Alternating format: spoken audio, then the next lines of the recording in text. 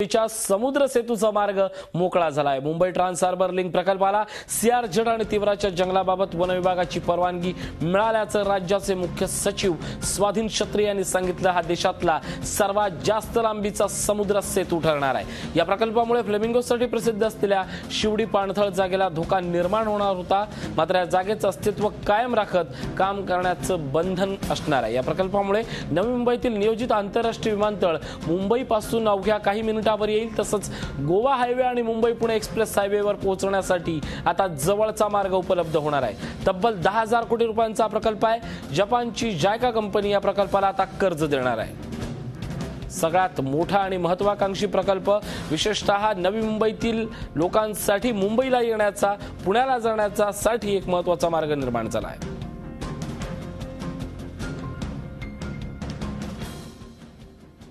EAC has recommended and FAC has recommended.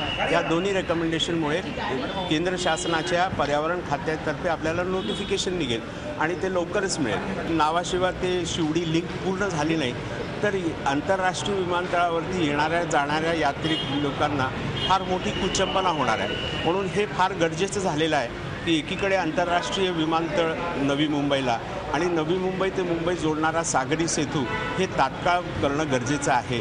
उद्दिष्ट आहे की 2019 पर्यंत हे दोन्ही गोष्टी पूर्ण व्हाव्यात।